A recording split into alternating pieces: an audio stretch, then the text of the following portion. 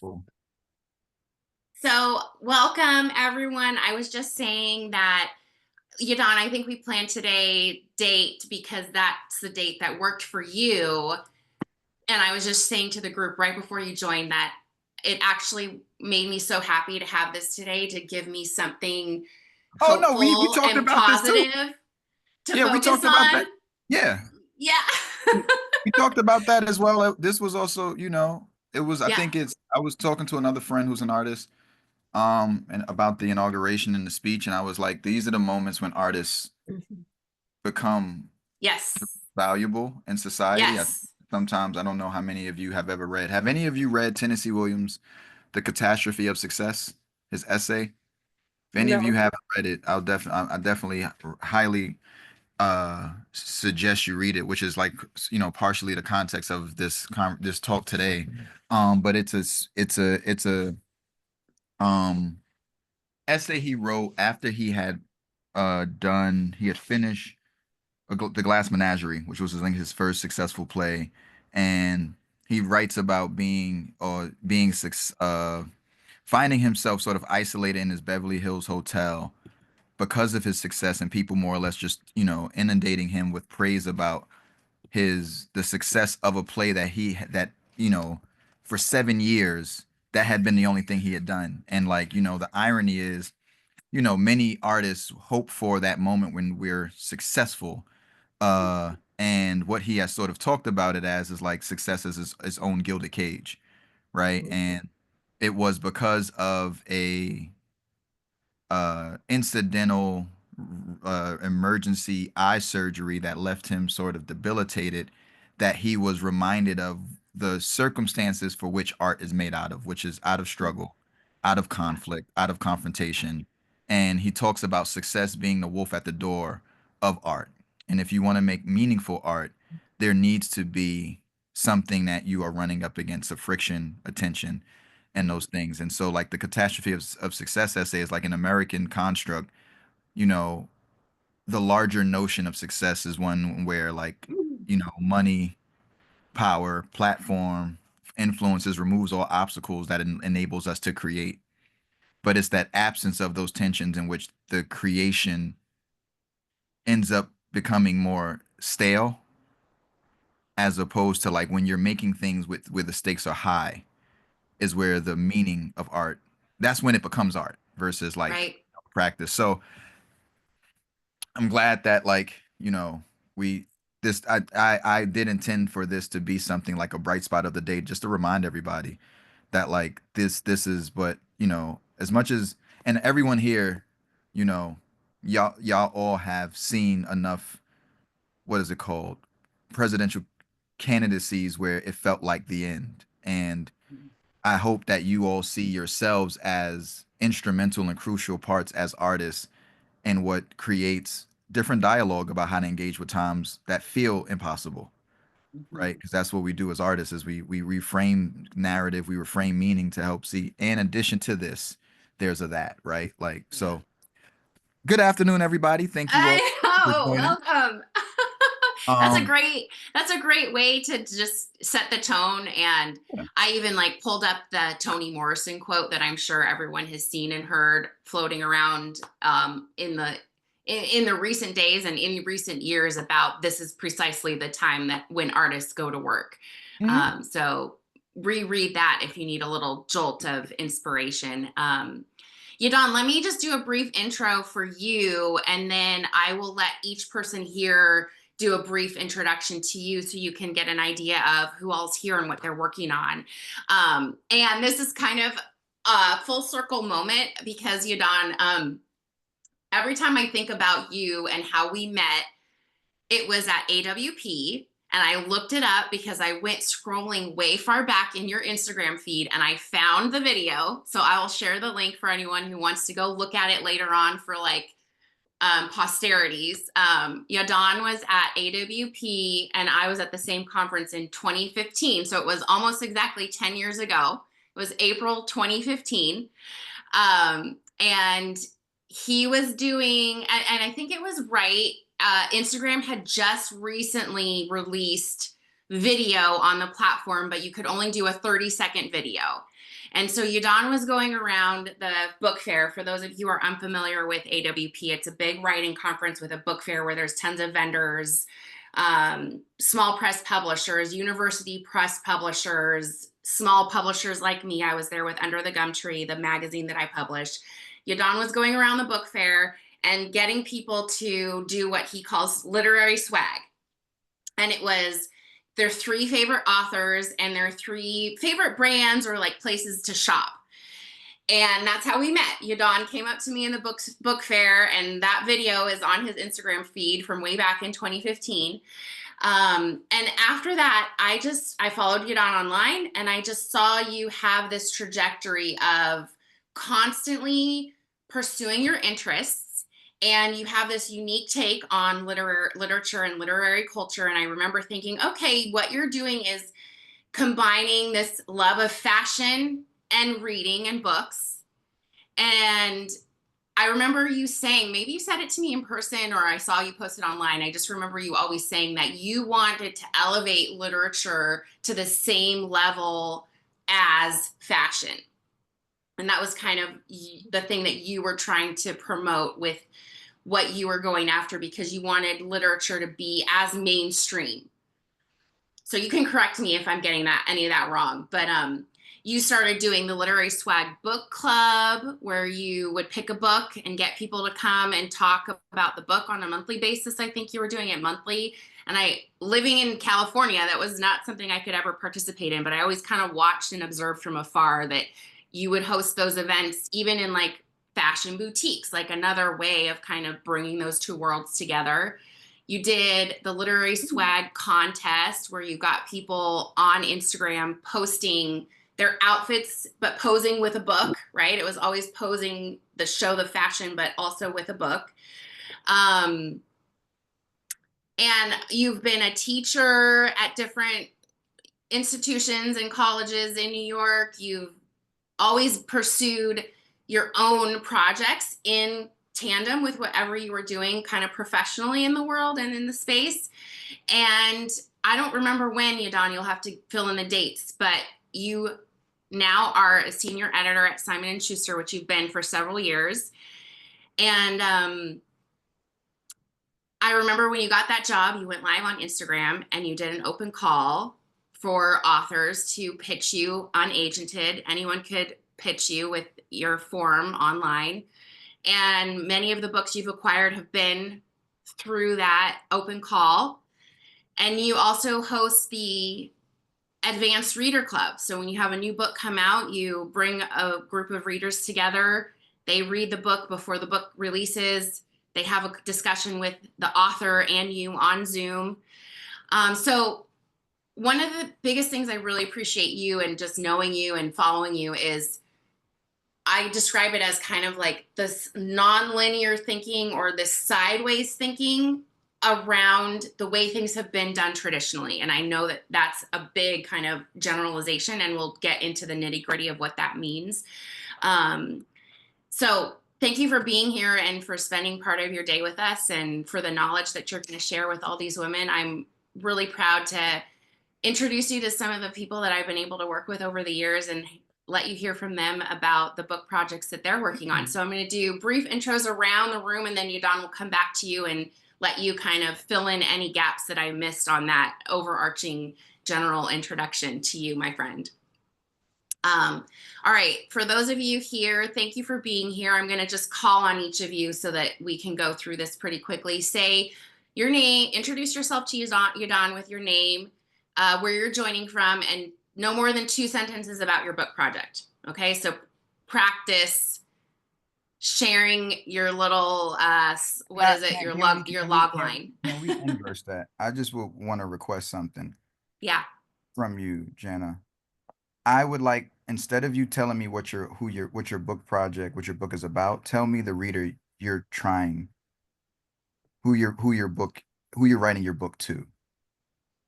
I learned a lot more about people's work based on who their imagined reader is versus what they're writing about. Okay. So if you don't mind, I would love that. I don't mind. Okay. Is that okay with everybody else? Okay, cool. Because that's the whole point of this discourse, this lecture, Yep. so to speak. Yep. Yep. All right. Susie, let's start with you. Hi, everybody. Greetings from frigid Chicago. It's 5 degrees. It's a shame. I have been working with Jana for, I don't know, quite some time. And my desired reader is someone, I'm an essayist, and I'm writing for people who feel accelerated and alienated and lost and just want to slow down and pay a different kind of attention. Thank you. Carol. Yes, I'm Carol Ovenberg and I hail from Talent, Oregon. And it's cold here, but not that cold. So I'm really writing to women about the effects of misogyny. Thank you. Joella. And you're on mute, my dear.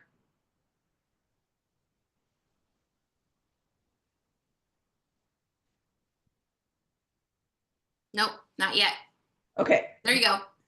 Joella Aragon from Sacramento. The sky is blue here and the wind is a bit high. I am in the last steps of a novel called Regret is a Curse.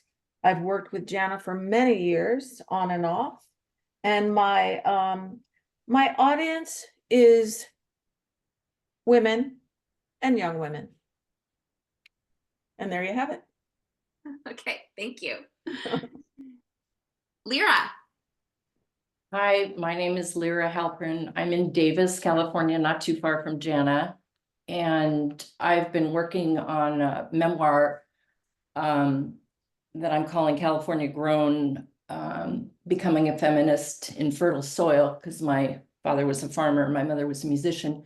And my audience is a lot of people right now, but I was thinking of young people who need hope because I've lived through a lot of uproar in California. I'm the daughter of Jewish immigrants and became very politically active. Thank you. Margaret. So, hi, I'm Margaret Whitford, and I'm joining you from Concord, Massachusetts, where it is also cold, but there is sunshine and snow on the ground to make it all seem brighter. In no small part, thanks to Jana's guidance and help with developmental editing, I do have a memoir completed that is going to be published in 2026. And I would say that my memoir's really audience is our daughters, so primarily I would expect female, although men would be welcome to read it. But any daughter who has reached a point in her life where she has the emotional maturity to recognize that, to understand the patterns of her own life and who she really is, she needs to understand her mother and the patterns of that life. Thank you. Barbara. Hi, I'm Barbara Caver. I'm in Queens, also cold. I've got a memoir that's being published in this December, and I'm working on a novel, and I'm discovering that both of them are actually for people who are curious about and want to peel back the layers of identity, people who are interested in digging a little bit deeper into who they are. Thank you. Jessica. You're muted.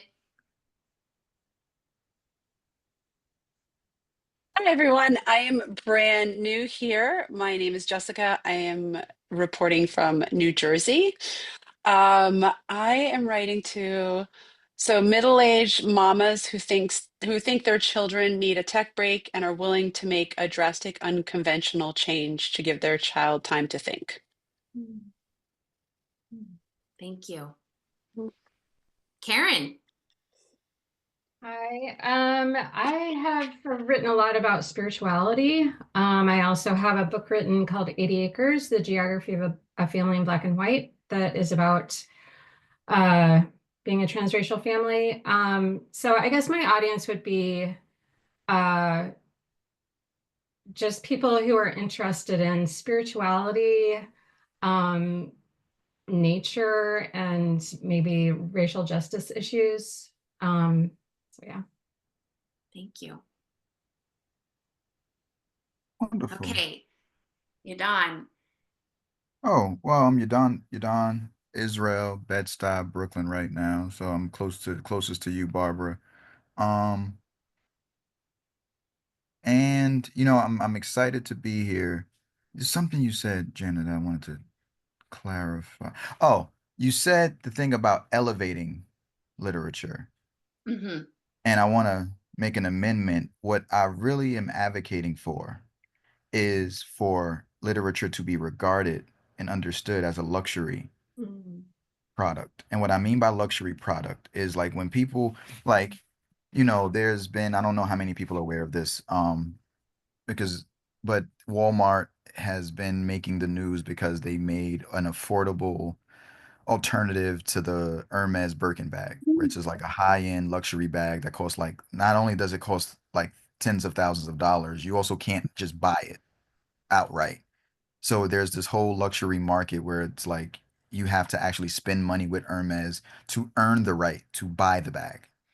Um, Now, Margaret, I see you shaking your head, but this is by the end of this, you're going to understand that what I've Well, been trying to really help people understand, and it's not, we're going to have fun, but this is the whole notion of this me being here is that what I've learned and what I realize many writers, people who are in publishing in the literary world do not really understand and are taken for granted, is that if you work in publishing, if you are writing a book, you are operating in a luxury market. What do I mean by that? When you look at the fact that the average book costs anywhere between 25 to $30, and you put that against any other art form that people engage with, when you think about how much it costs to go to the movies, maybe like that's a physical experience, right? When you think about you rent, whether it's being having a subscription to a Netflix or Apple Music or a pop or a Prime Video, all of those things are probably $5 to $10 less than the cost of one book, and you get access to so much more content. Then you have to think about the fact that the average American reads at the sixth grade reading level. What does the sixth grade reading level translate to? It translates to if you are, so basically, sixth grade reading level means that if it's not explicitly laid out in direction, most people do not know how to do it. So a majority of this country lives very meaningful lives with a sixth grade education. You can fill out a job application with that. You can fill out a bank application. You can fill out medical things. Everything we need to do to live, we can do with a sixth grade education. Now, the irony of what we all do on this Zoom is that we're talking to people inherently whose ability to be literate they're in the minority. But what happens is the assumption, because of what we make, we think we're talking to everyone, as opposed to understanding we're talking to a distinct niche of a kind of person who values art as necessity, even though it's luxury. Now, when I say art is necessity, even though it's luxury, something I'm looking at in most of your backgrounds, there is a bookshelf in each one of your backgrounds. One of the unique things that I do as a senior editor is really help writers and people in the industry reframe their thinking that we do not make what we make for the people like us, with the exception of writers who write for other writers. Like, so when you think about academic writers, um, writers, like if you're writing for your dissertation and you're trying to get like tenure, yes, you're writing for like the other, academics in your field to be respected. But when you make that sort of transition into trade publishing, when we're talking about readerships, part of what I'm going to be talking about today is the importance of imaginative empathy. And what imaginative empathy is, and one of the things I said at the beginning when I asked the question, who is your imagined reader? It's about taking and thinking about the value of what you produce and create through the lens of the person you're trying to reach. Because inherently, by virtue of us making the thing, we already know what the value proposition is. We've sat with the thing, we've articulated it, but we're not selling it, we're not making it for us to engage with. We are making it in order to engage with other people. So, does everyone here have pen and paper? Mhm. Okay, so I would love for everyone to draw a Venn diagram. So two circles, with the overlap in the middle, because so much of the crux of what I'm going to be sharing with y'all is going to give y'all a framework what I'm talking about. And the luxury, all of these are not what is it, plot holes or loose ends. They're all going to be tied by the time I'm finished with my, my talk. Um, one circle I want you to write literary, and in the other circle I want you to write publishing. Mm. So literary world or culture world slash, and then publishing industry. And the reason why I want y'all to write that is because what I've learned becoming a senior editor. So prior to this, my professional trajectory, by the time I left Pace University, I knew I wanted to be in books, but I thought the only way to be in books was to write them. I did not know about careers. Uh, asked my professor, who was my thesis advisor, what is the way I can continue sort of honing my craft as a personal essayist? And she was like, get an MFA. I got an MFA from the new school in 2016, but in my second semester of my first year, I took a workshop with John Freeman, who's now an executive editor at Knopf. At the time, he was a freelance editor for Grove, and he taught. And he has a journal called Freeman's Journal for Grove Press. Um, the thing that I found unique about the way he ran workshop was because he was an editor, his sensibility to running it was not having a bunch of people tell you what you should or shouldn't write or how they would have done it better or whatever. His way of running a workshop was as an editor just asking you about your decisions. Why'd you do that? Why'd you put that here? Why is this there? And when I saw a different modeling of editing, because prior to that, I just understood editors are people that just cut, erase things and told you this wasn't good enough or whatever.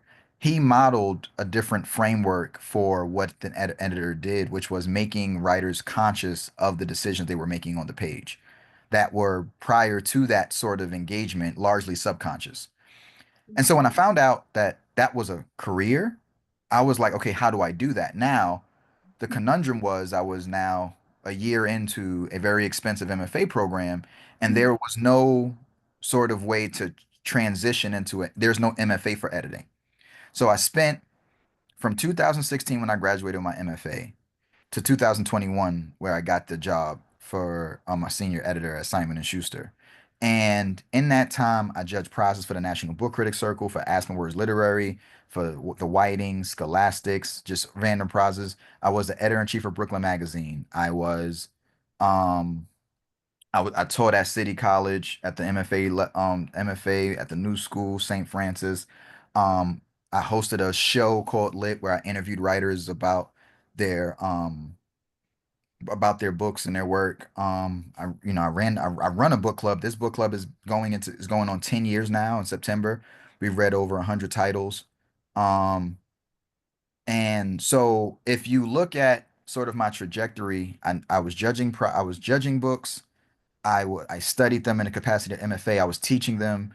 I was curating lists in my capacity as a book club owner. I was putting them in discussion with larger culture in my capacity as interviewing writers and also serving as the editor in chief of Brooklyn Magazine. And so when I got the job in Simon and Schuster, I call it my like sixth infinity stone of publishing because I had all these different ways of seeing a book. Because there's books that win prizes. Some books that win prizes are not going to be the bestseller. Books that are the bestsellers don't win prizes. There are books that help build audience. Not every book has the same function and goal and purpose. And because I had all these different interactions with different kinds of books, I was able to stratify what kind of books did what kind of things.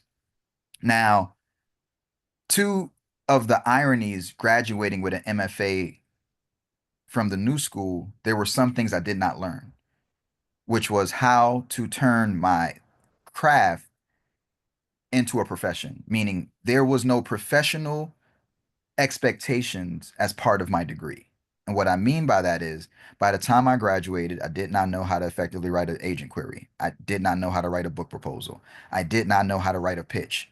all of these things that when you think about what it means to be a writer, craft is something that you are going to be doing for the rest of your life.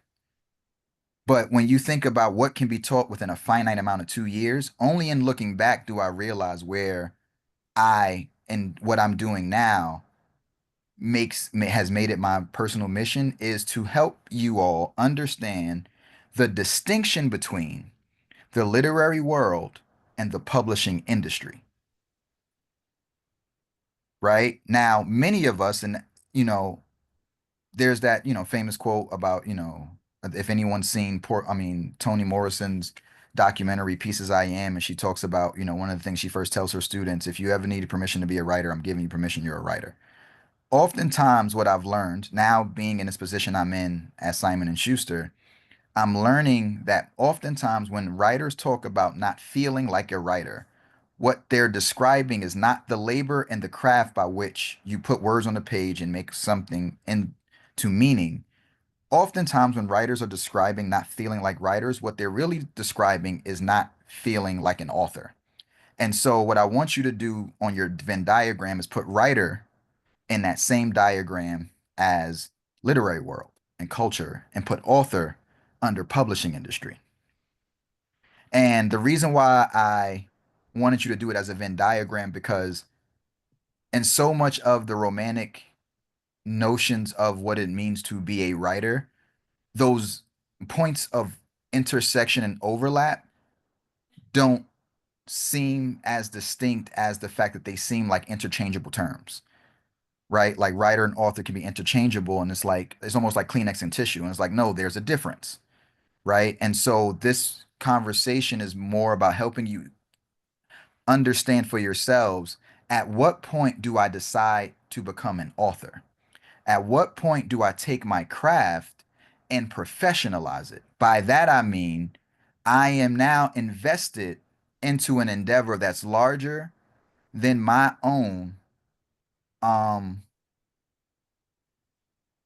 dedication to my craft. But I want to use my craft as a means to help create meaning in the lives of the people I'm trying to reach. It is when you not only do that in your mind's eye, but when you are actively thinking in that framework, does that transition from writer and author begin. Is there any questions before I continue? Does that make sense? So I'll give you an example. Berry Gordy, when Motown was at the top of its like output, he had these quality control meetings. And what he would do is he would bring all his executives, the marketing teams, and into the room, and he would play a record for them. And after he played the record, he would ask them, if you were down to your last dollar and you had to buy this record or a sandwich, which one would you buy? And if they said sandwich, he either didn't put the record out or he made the group to make the act do the record over. Now, this is in the 50s and 60s, and people are like, at that time, a dollar was hard to come by. And it was like, why would you ever compare music to something like food? And for Berry Gordy, what he understood was the people he was selling music to didn't have $2 and they barely had one. And if we're making something, are we saying that if somebody was to not spend their money on something they needed, would this be worth what they did not buy? And it's that ethical principle by which I want to get you to think about your audience, right? I mean, not your audience, sorry, the reader. So this is the distinction, right? When you think about, because when I asked earlier for all of you, who is your imagined reader? Many of you used, and this is nothing wrong with this, but this is the point of this conversation. Many of you use the word audience as interchangeable with reader. And what I mean by that is like, so helping you make the distinctions in terms, I want you to put audience on the publishing side. And I want you to put reader on the writer side. And the reason why I want you to help, I want to give you this visual way to see something that actually has a lot more borders and boundaries than we talk about, is because something that I learned graduating MFA, being in the publishing industry, is that many people who are teaching at the MFA programs and are teaching about the literary world and literary culture are also not educating us all about the industry of letters, right? What it means to have a conversation between what might be good on the page and what is valuable to get someone else to spend their last $27 with you versus buying Pampers, versus buying dinner that night, versus paying their Wi-Fi bill. When we understand on here that you're not competing with other authors, you are beckoning and trying to get into people's lives, right? Like when you think about the fact that if you look behind many of in your backgrounds, it is difficult to sell a book to people who do not have bookshelves. I'm going to repeat that. It is difficult to sell a book to people who don't have bookshelves. It's almost like trying to sell pots to people who don't own stoves, right? There is a lifestyle, and this is why I'm talking about the luxury. There is a lifestyle that we take for granted as people who came in through this art that we love as readers, and we take for granted that, oh, there are more people like me, which there are, but what we take for granted is how we arrive at our destination as being writers. And the unique thing about writers and the unique thing about the publishing industry is that this is one of the few industries where so many of the ways in which the practitioners of the art think about it is subconsciously writing to other practitioners. What do I mean by that? If you go see Mariah Carey at concert, that woman is not selling out a stadium to 20,000 other singers. Most of the people who are going there because they appreciate what Mariah Carey does, not because they want to do it. When you go to a sporting event, people are not going because they are practitioners of the sport. They are fans of the sport. This is an industry where understanding how we create and cultivate fandom and appreciation for what we do without the person needing to do it requires what I'm going to be talking about, which is imaginative empathy. What does it require of us as authors, right? To imagine in our craft as writers what needs to be done both on the page and off the page to tell the person I'm trying to reach that this exists for them. So earlier, y'all talked about some of you, like I used the preposition to and for, and something I help people understand is that oftentimes in dialogue, when you talk to a writer about, oh, who do you write for? Oftentimes people are talking about the audience that they're writing on behalf of. But what I intentionally do is distinguish who you write on behalf of and who you write to, right? So, like, one of my famous examples is James Baldwin, one of my favorite writers, right? And I give an example at the craft level. If you look at his sentences, although he was writing for Black people, he was often writing to a white audience. Now, how does one identify that? Look at his pronouns. When he wrote about Black people, he often used the third person, they, Black people. When he wrote about white people, it was third person. The only time, if you look at his sentences, when he used the second person or first person plural, like we, us, our, is when he refers to himself as an American, when he refers to himself as an artist, and when he refers to himself as a human being. Now, it's also important to understand in context, Baldwin was writing at a time that was even more than it probably is now, homophobic, racist. And when you think about his anglicized name, if you never saw a picture of him and you saw James Baldwin, you would not know this was a gay Black man from Harlem writing these ideas. But because the industry of publishing has shifted and changed so much, what used to be seen as the successful framework of the universal reader has now been fragmented down to understanding that the niche is the mainstream. Knowing exactly who you're writing to is how you now, in this contemporary publishing landscape, create a career. Why? I'm going to ask y'all all a question. And this is like a little, if y'all want to, I would like for y'all input. How many books do y'all think are published a year? You could type it in the chat. You can unmute yourself however you feel.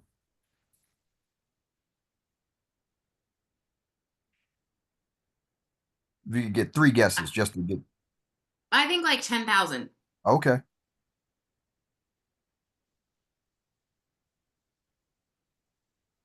Joella, you're talking, but you're on mute, so I don't. Yeah, you're on mute. I'm sorry, Joella. I was getting a little bit of background noise from you.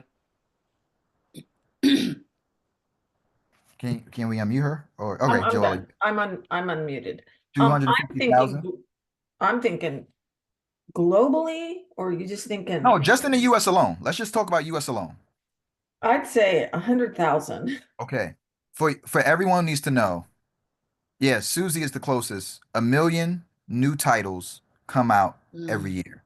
And that is just from major publishing alone. So we're talking about the big 5 independent academic presses. Another 2 million come from indie presses. So just think about an unprecedented amount of new titles every year. So even when it comes from that narrative of there is no other book like this, there is no way for any of us to know what we're doing that's original, which is not undermining what might potentially be original. The reason why I want you to reshift and refocus the way you think around the value of your writing, not about what you're writing, but who it serves, is because by knowing who you're writing to, you can then understand that the stakes of your art has a different meaning specifically to those people. And that also, so while it seems incredibly intimidating that there are more books published than ever, what I am here to help you understand is that there is now in an unprecedented moment, there's an unprecedented moment of time where you do not have to talk to everybody. You do not have to talk to women. You do not have to talk to older women. You can talk specifically to the people you want to talk to. Don't know how many people are fans of Eddie Murphy, but he had a recent movie on Netflix where he played Rudy Ray Moore in this called My Name is Dolomite. It was a former comedian. I mean, he's a late comedian and entrepreneur, and he had this movie that was like part of the black exploitation film canon.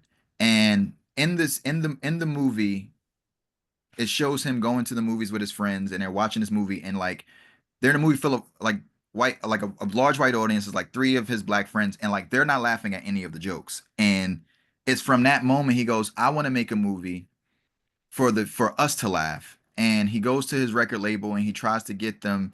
He sells them to the royalties. He wants to take an advance against the royalties to finance his film. And his partners tell him like, listen, you cannot make a movie for the 5 blocks in your neighborhood. And he said, yes, I can, because every neighborhood has those same 5 blocks. And that is the moment that we're in right now, whereas before you had to have the bestseller, you had to have the biggest and most appealing and most universal idea. The value now of publishing is the most niche, the most clarifying, and the most specific understanding of your audience. I mean, not your audience, of your reader, like knowing that person, right? And so a perfect example of this, my first acquisition came through this effort that Jana brought up, where I did an open call to authors. And what I make a point of saying is that when I first did the open call, I didn't give any qualifier besides the fact that I just want to acquire new books. And boy, did I get submissions. I got submissions for coloring books and crossword puzzles and like things I was like, I didn't even know that could be a book. And what I realized was I was not deliberate and intentional about what it was I was looking for. And so 2 days later, I actually did a video that was partially clarifying, like I'm not just looking for anything. I'm specifically looking for people who understand who they're writing to, the importance of that, and it shows up in their writing. And that is how Temple Folk by Aaliyah Bilal got into my inbox. And it was a literary short story collection about Black Muslims living in America. And when I understood that this woman in this short story collection was specifically to Black Muslim women, I understood how to sell it. I understood how to talk about it. And I understood how to help the publisher understand how to publish it. And one of the things that I ran up against, and this is why I've learned to have these conversations, is the knee-jerk reaction was, well, what about this group? And how do we make it for that group? And the thing I had to help them understand is that when you try to make something appealing to a broad audience, you alienate the intended audience.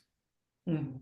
Right? So there's a difference between writing to an audience and appealing to other audiences, right? Like one of the things that, again, like I love that Toni Morrison said, she was, she has a quote where she says, when Tolstoy wrote Era Karenina or War and Peace, he wasn't imagining a little Black girl from Lorain, Ohio, but I can still engage with those stories, right? And that's the beauty of literature, is that even though we are not the imagined reader, the beauty of art is that we can still participate in the conversation. But our capacity to participate in a certain discourse between author and reader requires, on behalf of that writer, to imagine who that reader is. Because in order for that conversation to appeal to me, I have to know who is the intended reader for that discourse, for me to know, am I a participant in this conversation? Am I a witness to this discourse? And the reason that I asked you this question is that so much of this contemporary literary moment and this publishing moment is hedged on how well you know your reader. Whereas before it was how well you knew your work, but that was when there were way less books being published. Now, because of the proliferation of titles, the books that are beginning to stand out are the books where the writer, more than anybody, understands exactly who they're talking to and why. And that's what imaginative empathy is. So I'll give you another example. And then I want to leave more of it open for questions, because I think that I liked giving tangibles, and I think things become tangible when I'm dealing directly with your concerns. Um, so we have a debut author on one end, and then the other story I used to bookmark this little mini presentation is Camille T. Dungy was my second acquisition. She was the first book of on my list to come out. She is a poet and a scholar. She had 8 books previously. None of them had sold more than 2,500 copies. This was a woman who was critically acclaimed, could win and get nominated for an award, but she could not break that 2,500. And when I came into the house at Simon and Schuster, she was one of the people I wanted to work with, because I felt like she was too brilliant to have such a small audience. And I thought that her next book, which is entitled Soil, the Story of a Black Mother's Garden, was her opportunity to get a bigger audience. But the conversation around that book wasn't about what she was writing. It was about who she was writing to. I'll type it in the chat. Camille T. Dungy. So when I wanted to bring the book in, the first thing my, editorial director did is she looked at the sales and she said, Yahdon, this woman has 8 books. She hasn't sold more than 2,500 copies. Why do you believe this is going to be the book that's different?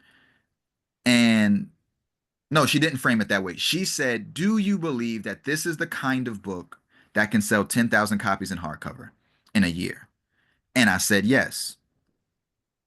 Now, that yes was contingent on Camille's investment and understanding that in order for her to write a book that was able to resonate with more people, she had to, for the first time in her career, articulate out loud who she was actually writing this book to.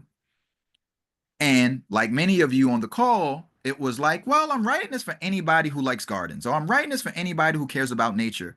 And I'm like, yeah, but anybody who cares about nature is not necessarily coming to a book about a Black woman in her garden. And we went through 5 revisions of this conversation of who she was writing to.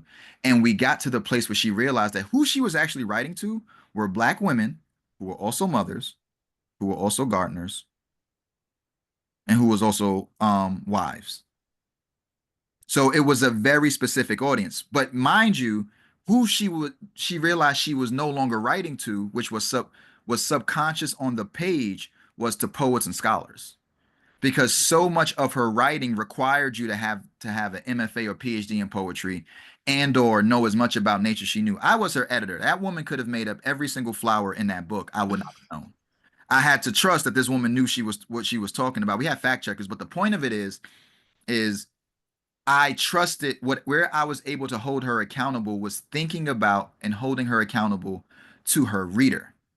And so there will be moments like one of the biggest things in Soil is she does these time jumps.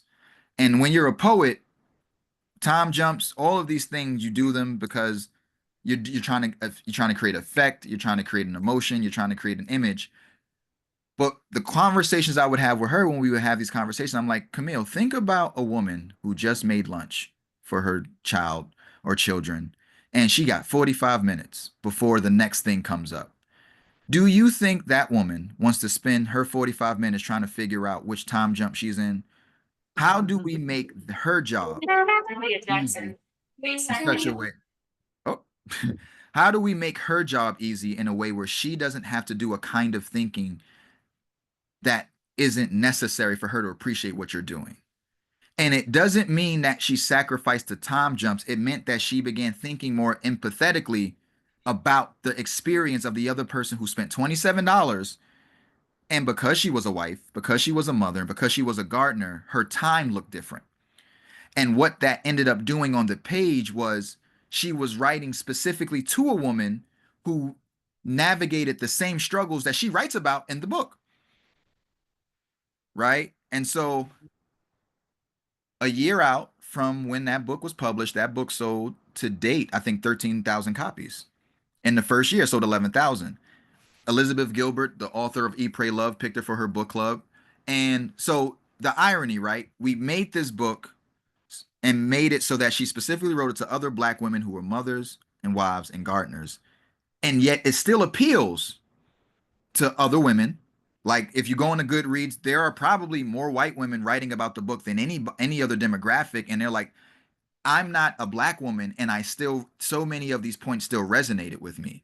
But what happened was 5 revisions was helping her understand that she was not losing her impact by being intentional and specific to her reader. She was actually building a very formidable and concrete foundation for other readers to understand what ground they were walking on. And so it was out of those two experiences with a debut author and with an author who was established, the importance of what I would like to, we have till 4:30, so I'm going to make sure this is 10 minutes. The importance and role of branding in a author's career. Now, really quickly, what is your understanding of branding? For the sake of time, I'm just going to ask one person, and first person who wants to answer.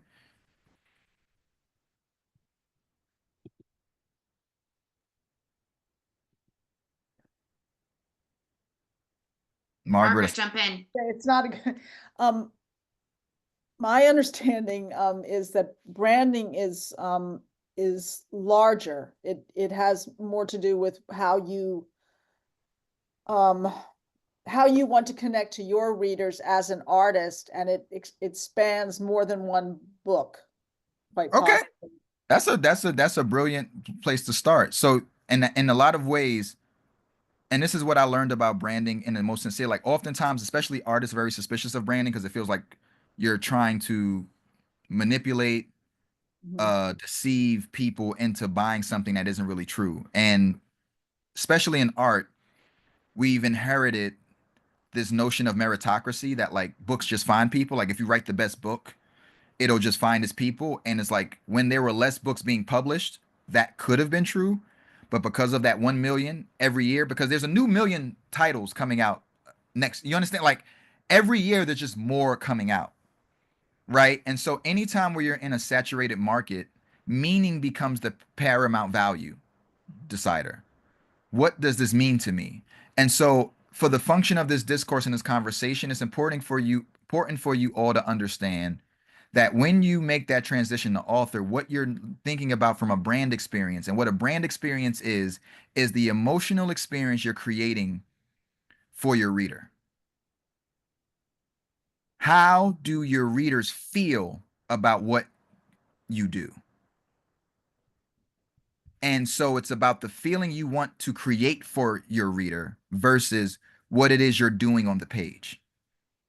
Right. And the distinction with that is that that can often sound like pandering, or like you're trying to like exploit them into feeling certain things. It's more about intentionally designing an experience around them. So think about it as hospitality. When you invite one of your best friends over and you know they're a vegan, you don't make the lasagna with 8 different meats in it and cheeses. It's like you knew who was coming over. How do you design the experience so that that person understands this person thought about me every step of the way? Right.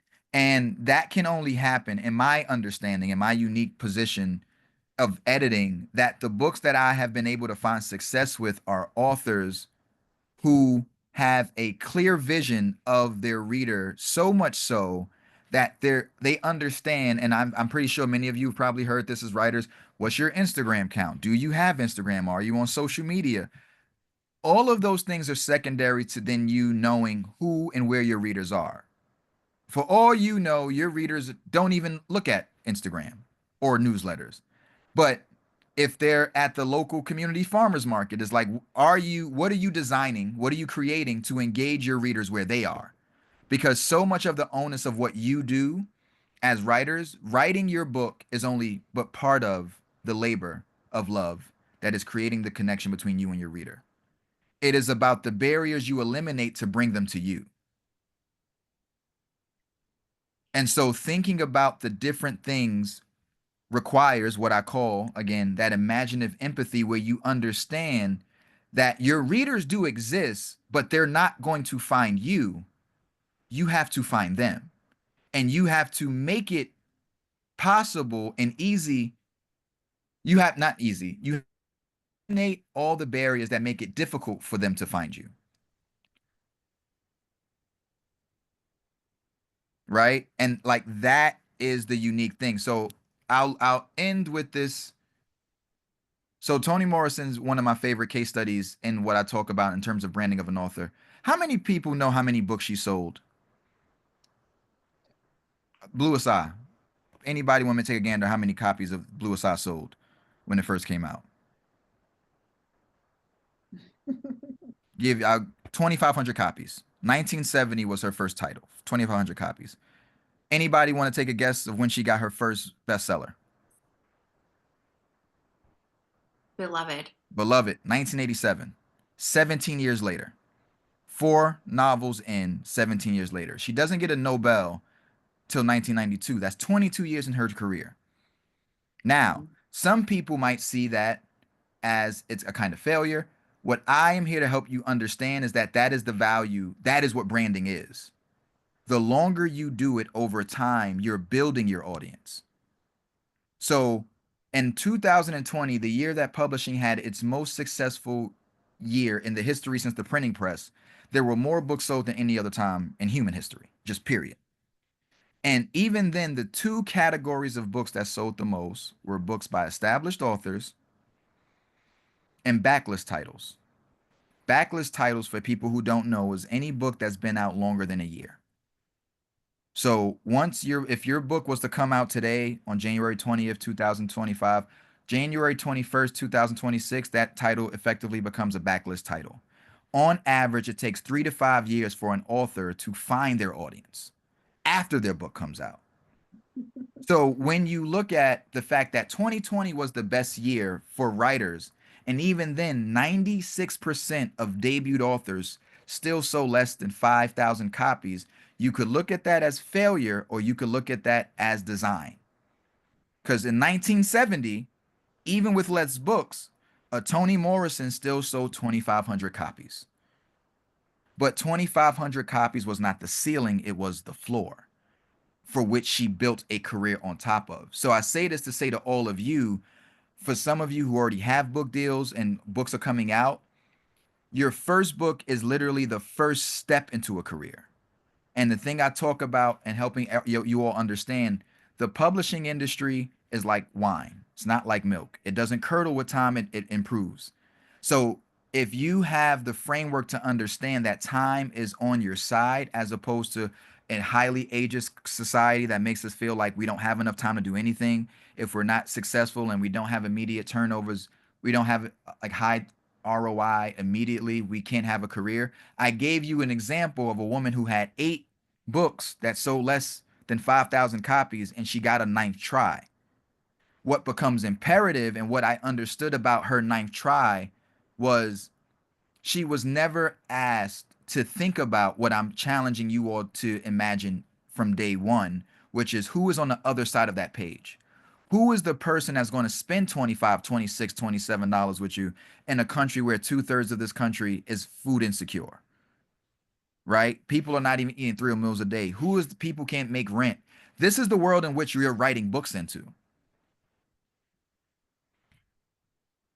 When you can imagine, and this is not for you to solve for every kind of reader, but to just think about your reader, being able to imagine the barriers of that reader enables you to create initiatives and frameworks that help bridge the gap between you and that person you want to reach.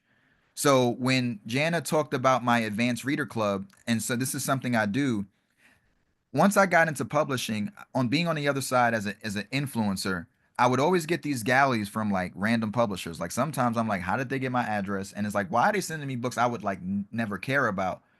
And the irony of being an influencer is that everybody's just sending you things, and you get to the point where you have so many of these galleys you can't even get through them. So I would like end up like even giving them away or throwing them away. But then when I got the job, I'm looking in the building and there's just so many of these galleys that get thrown away because there's there's just more being created. And I was like, how can I do something that ethically addresses this waste while also inverting and disrupting this notion that influence is a top-down system? Because usually you had to be someone of like you have to have a blue check or a K next to your name. And what I wanted was sincere engagement. So the Advanced Reader Club became my way. It's an open call thing. I post a title. It's not about how many followers you have. It's not about your interest. It's about, do you want to read this book and talk about it with other people a month from now?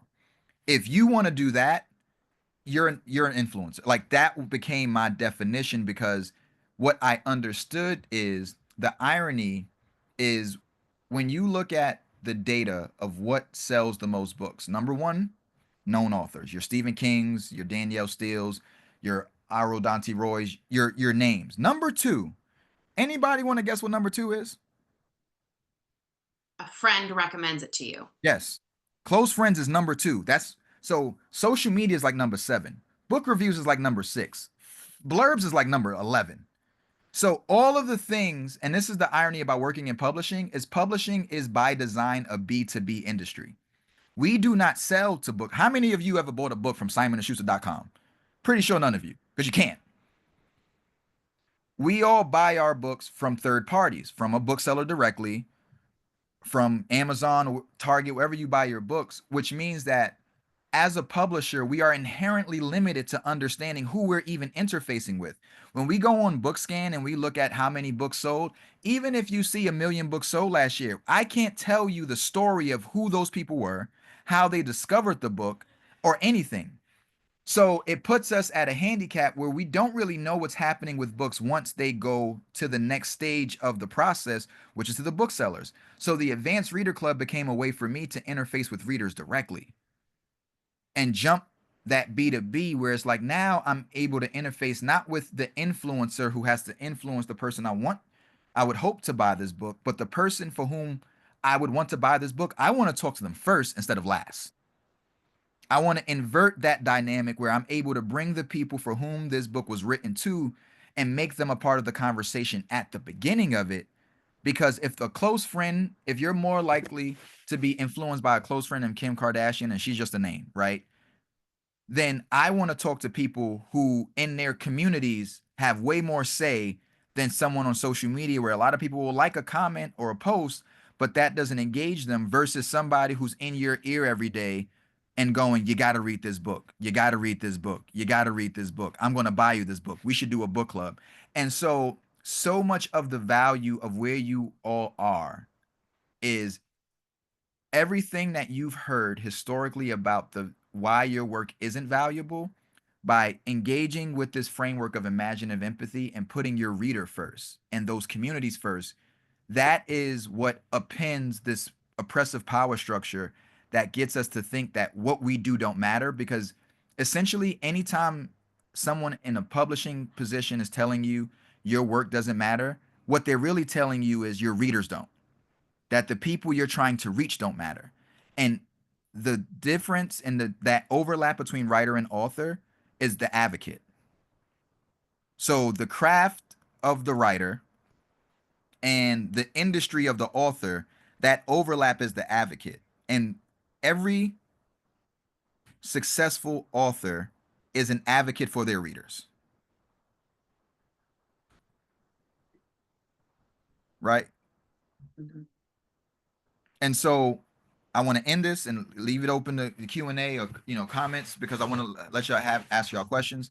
But the whole purpose of branding, and I hope that this conversation reframes it for you, is that all you're doing in your capacity as an author is you're advocating for the emotional experiences of your readers, that when they experience that which you presented them, you're making their lives more meaningful. And when you see it that way, it actually motivates you in a way that when we think about, and sometimes the vanity way of just being a writer isolated from the world, it doesn't make it feel as meaningful as when we're working on behalf of others. How many of you have no problem advocating on other people's behalves in a way that if it was you, it's like, I feel, don't want to say it. I think that is not a bug of human design. That is a feature of our design, that we are in our DNA inherently advocates for others, that we can tap into parts of ourselves that when it's only for a selfish notion, we can't really do it with the same level of conviction and dedication as when we know other people are going to benefit from this. And I would challenge you all to bring that same ethos of ethic of care to the page, where you see your reader every step, every word, every sentence, every paragraph, every page of the way. So thank you for listening to me, and I am eager to hear what you have to say. Yahdon, I want to ask one question, Sure. because with everything you just shared, with the way you approach Yes. the books you publish, the writers you work with, this idea of kind of bridging the gap between literary world, craft, and publishing and business, and just the things you've shared that you do in your role, you're the only person doing this in the publishing world. You're the only person doing it this way. So what's the reception to your approach from the rest of the industry? Like, people just, you're just kind of a loose cannon and you can kind of run and do whatever you want. Do you get any pushback? Is there any criticism? Do your peers think like, who does this guy think he is? Like, what? No. And I think that's the assumption, is that somebody, because here's the thing, is like, I'm not the only person. I'm the only person who probably articulates it.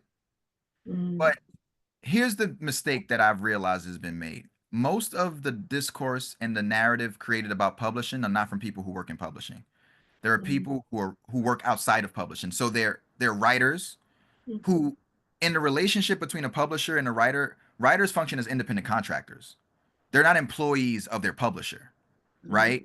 And so being on the outside, when I was a writer, when I had my MFA and I was trying to figure out my way into the building, so much of the understanding of how some writers talked about their publisher is like, oh, the publisher doesn't care about me, they just want money, blah, blah, blah. When I got into the building and I saw that there were people who work as hard on books that cost $35,000 as books that cost $350,000, and you see that everybody who works in publishing cares, because no one's making money. This is not Hollywood. This isn't finance. This isn't an industry where people are making the kind of money where care isn't in some ways compensation, right? And when Mhm. you understand that the people for whom are treated as like people who are conspiring against the success of your career, and you see them as collaborators and conspiring in the failure of your career, versus when I saw that everyone is trying to figure out how to make books work. And the reality that no one talks about is that when you live in a hyper capitalist society where we're making more stuff and we're not asking, do we need more? Everyone is overworked. Yeah. And that's the subtext that no one wants to talk about and no one wants to spell out. But when you understand that that subtext is there, this is why I advocate from the beginning of collaboration. And that what I think the unique thing is that usually the way that this framework has worked is where the writer waits for an agent to tell them they want to be represented, and then they hope that an editor would acquire their work. It's a really passive act on behalf of the writer. Mm. I cannot tell you how many writers did no research on their agents before they were represented by them. How many writers did no research on the list of editors they claimed they wanted to be edited by. I have writers who are friends and colleagues, some of who I respect, want to be published by publications they don't even read. I want to be a New Yorker. Do you read the New Yorker? No, but I think it would be nice. Why would you want to be published in a place that you don't even engage in? Because so much of the nature of the discourse around the literary world has been centered on the writer. Something that I recognized as an editor is that I am an interlocutor between the discourse of author and reader. I don't advocate for my taste. I advocate for your reader. So if a writer sits, if I'm considering a work for acquisition and I ask you this, tell me who you're writing to, and you're like, well, anybody, I cannot represent that book. It's not even that I won't, I cannot.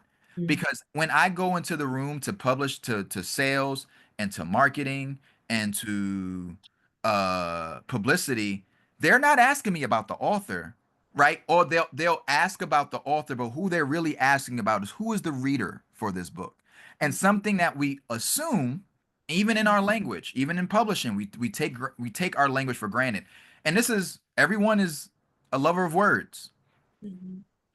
So there's a cognitive dissonance in the industry where we say the word reader, and what we really mean first and foremost is the consumer. Because the reason why people buy books is very different than why they read them. And there is no metric in which you can judge if somebody read the book.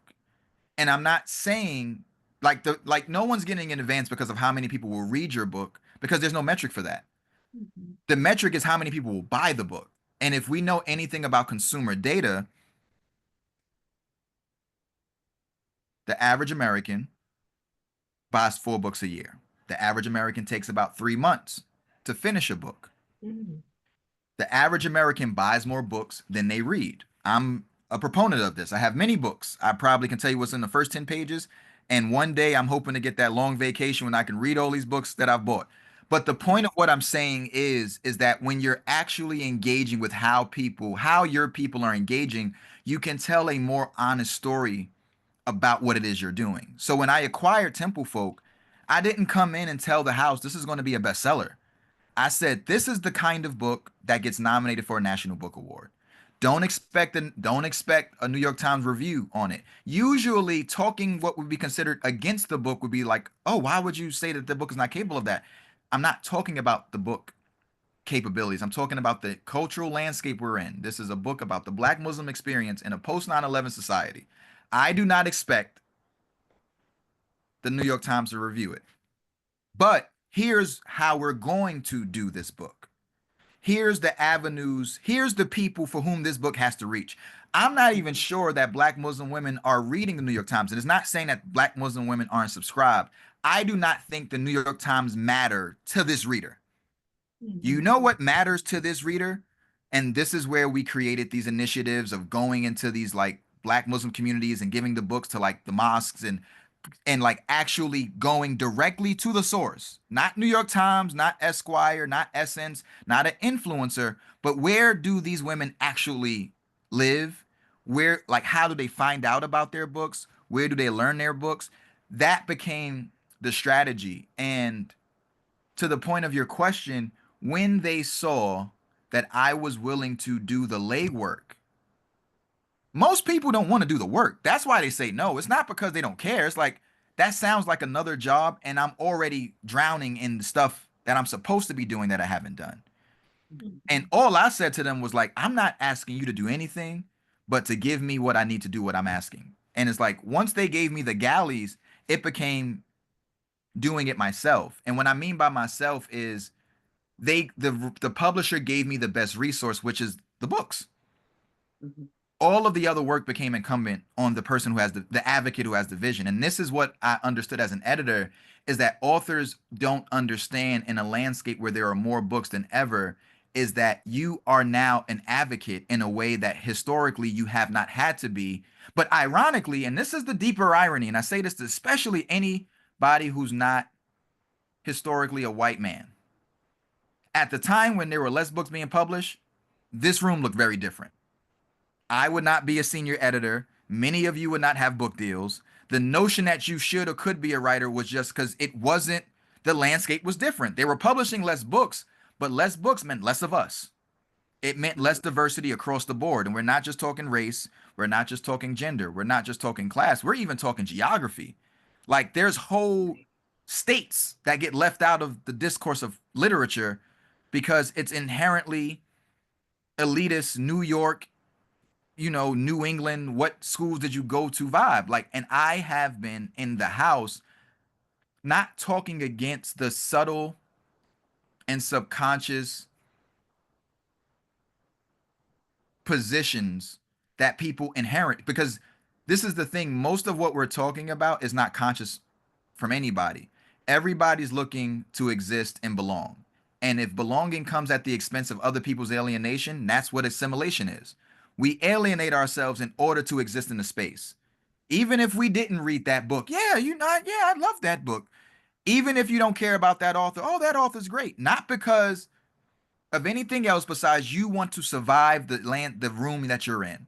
And what I understood, to your point, I mean, to your question, Jana, is that I was not, our jobs are only possible not because of the writers we bring in, but because of the consumers we turn into readers, right? No Yeah. publisher saw the inherent value of a Stephen King. It is when Stephen King showed you where his readers were that publishers understood the value of not just Stephen King, but the genre of horror. This is valuable. But without those readers, Stephen King isn't Stephen King. Without Right. readers, the writer is not an author. And that's really what I've shifted, is that I'm not an advocate. I am an advocate to the authors I work with to the extent that they're an advocate for the readers they want to reach. Yeah. And as an editor, what has made my job easy is when the publisher understands, and this is just speaking in very cold, hard capitalist terms, that by prioritizing the reader, I am still prioritizing the bottom line. It's like, oh, you're not a pie in the sky editor who's like art over everything else. It's like, no, art comes at a cost for the people who make it, but for the people who consume it, Right. right? It costs you something to make it. And I tell this to writers all the time. We get paid to make art, whether it's in advance or for my salary, we get paid to make this, but we're asking somebody to pay to engage with this. Mhm. It takes 7 to 10 hours to read a book. Case in point, if you listen to audiobooks, it'll tell you 4 hours to finish this novel, 7 hours. So you're asking somebody, I want you to spend your money with me, your finite amount of resources. And on top of that, I need 7 to 10 hours of your time, undivided. That is why it's a luxury product. It is asking something very unique of us. Movies don't ask you for 7 to 10 hours. It asks you for 2.5, maybe, on average. And you can do it with a friend, a movie. Same thing with albums. And so because of that, I understood that like books just demand more of us than any other art form. So we as people who work in these industries have to give more to our readers. What are we giving them that makes them want to make the commitment of going, this 7 to 10 hours is going to be worth it. This $27 is going to be worth it. And that's what branding is. is about how do I make what I know is valuable worth the investment of time and money on the person I want to talk to. And once you begin to think on those terms, you begin to see the publishing industry not as this big, leviathan of a labyrinth that's hard to navigate, but it becomes very clear what you have to do next. And so, one thing I tell people to do is, like, there's a book that I would highly suggest everybody get. It's called Merchants of Culture. I'll type it in the chat. It's by John B. Thompson, and it's the most comprehensive book about the publishing industry that exists. It was the book that even gave me the insight to do the open call. And mind you, I did that thing on the second day of my job, which is like I could have gotten fired as quickly. Like the the health insurance wasn't even activated yet. That's how like quickly I could have lost my job, because it's like I basically broke a unofficial rule of publishing by going around agents or whatever. But because of the clarity and the deliberateness in which I did it, it was something that people in the industry appreciated. But it was because I read that book that I understood these very nuanced cultural landmines, that like decorum, how you say it, how you frame it, how you talk about it. I had internalized the lingo of the industry. So even when I was doing something outside the box, I was still in conversation with the box I was trying to be outside of. And when people see that you're trying to make something that they're doing better, as opposed to forsaking the thing that you're making, it changes in a lot of ways how people regard it. So people don't regard me, or I won't say that because I don't know, but I do not feel from people that I am regarded as a hostile force.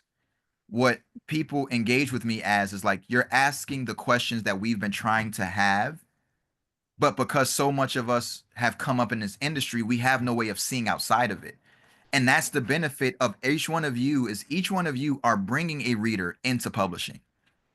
So instead of thinking about the people who are already reading that you want to reach, think about the people you want to turn into readers.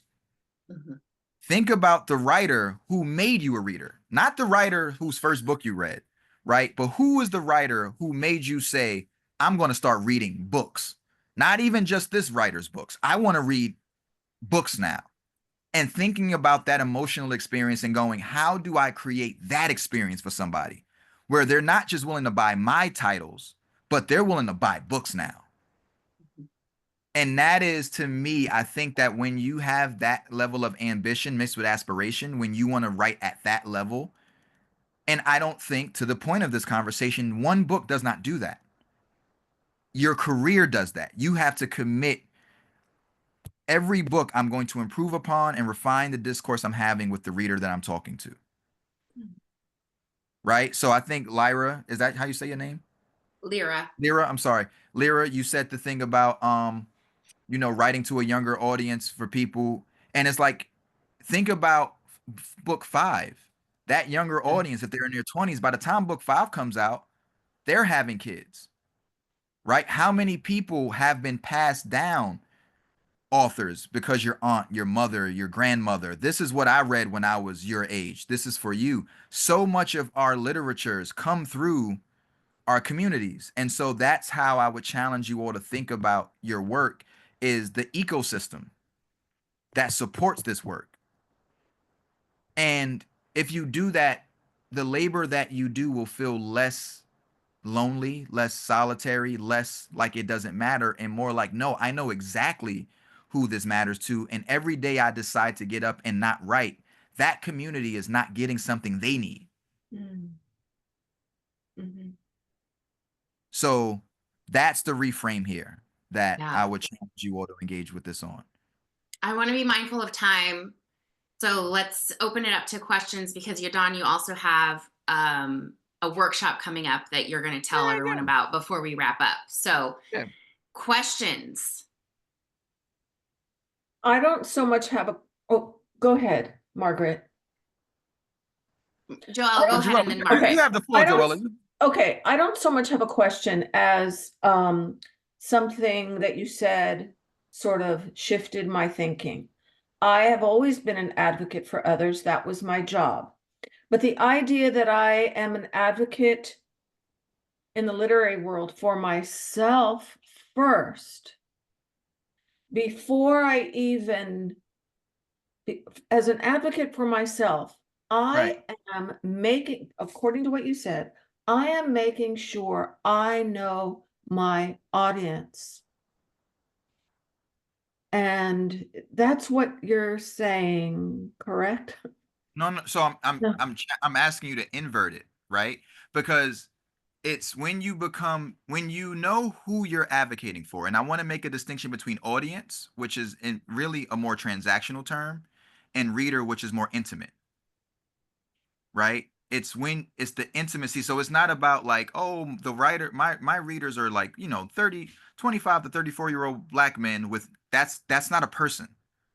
What I'm saying is the kind of man who's like my uncle, who never reads, who watches football every Sunday. Like I'm giving you an example, like down to like I know how what that person eats. I know what that how that person thinks.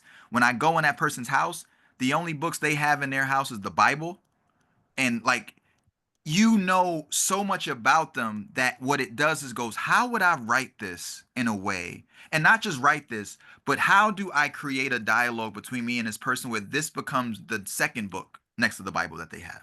But just to clarify, and I won't belabor it. No, no, no. Let's talk. So okay. If I am to be an advocate for myself as an author, Yes. then you are saying that I must know at a deeper level Hmm. who my readers are. Yes. And I would find that out through empathy for the reader. Sorry to sound so dull No, here. no, no. We this is it. Keep talking.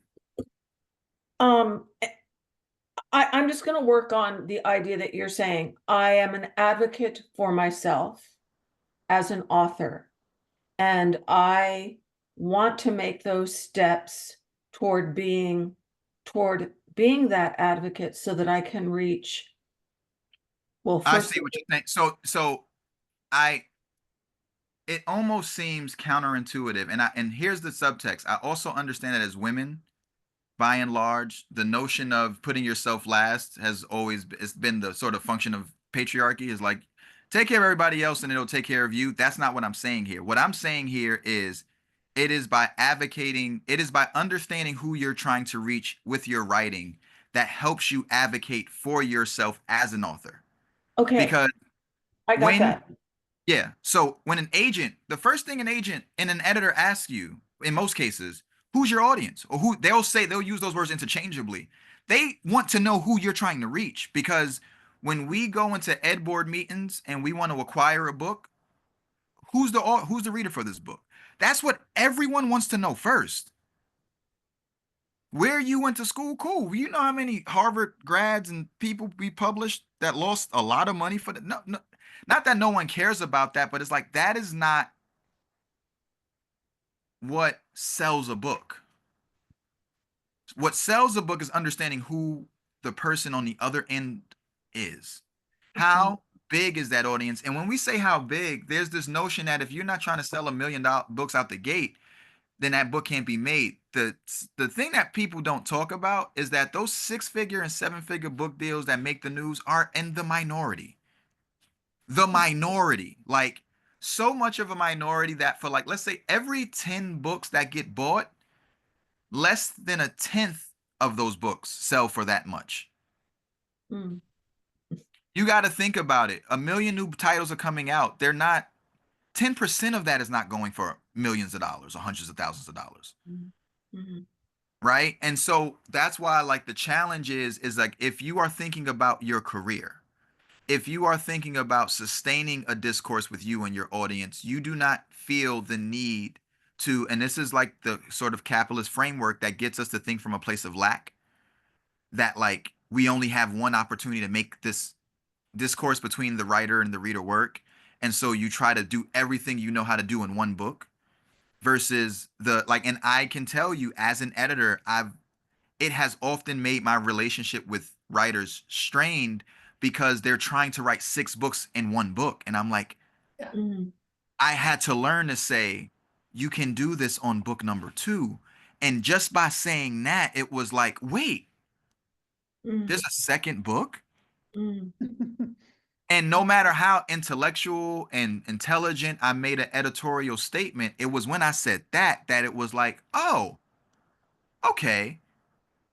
And then the book came out.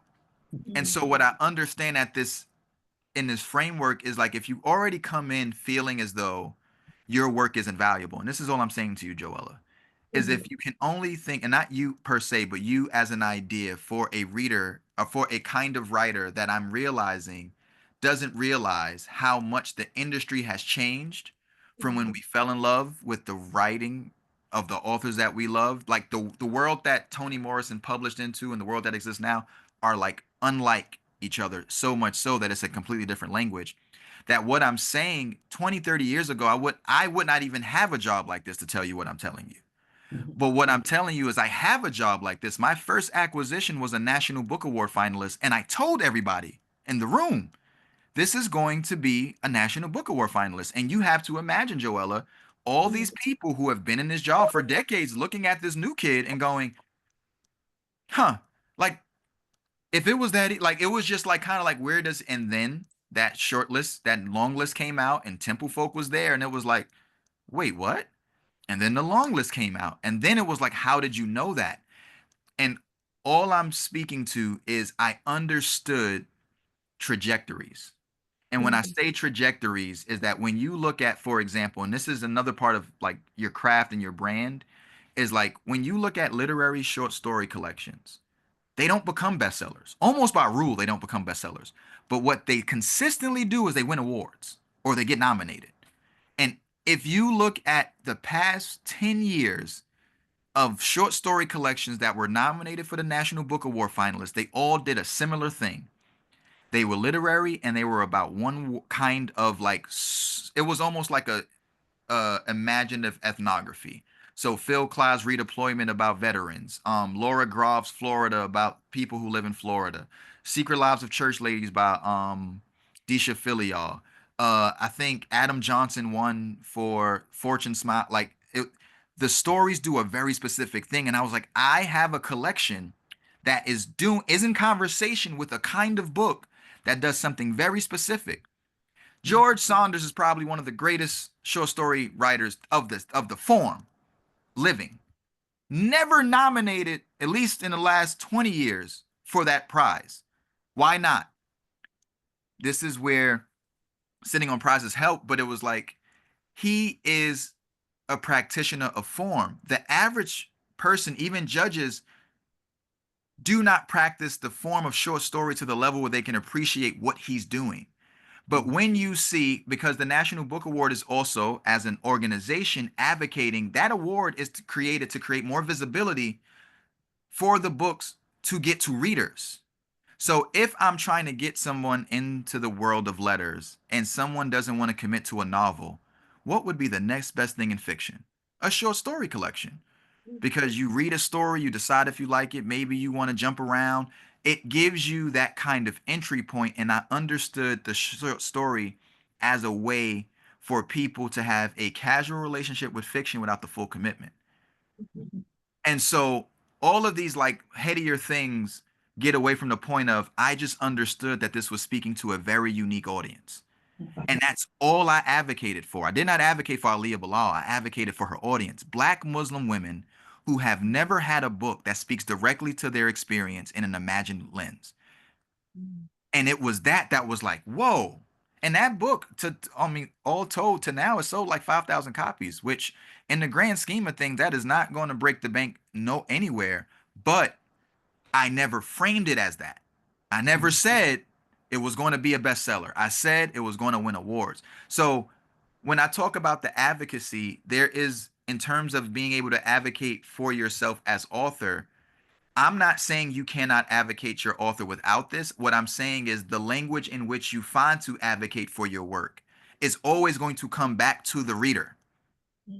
Because every time your work is going to be said not to matter, it's really going to be an indictment on the reader you do not know. And when you can advocate, so if you have, for Margaret, I think Margaret and Jessica, y'all have books coming out, or Susie, who I know Margaret and Barbara.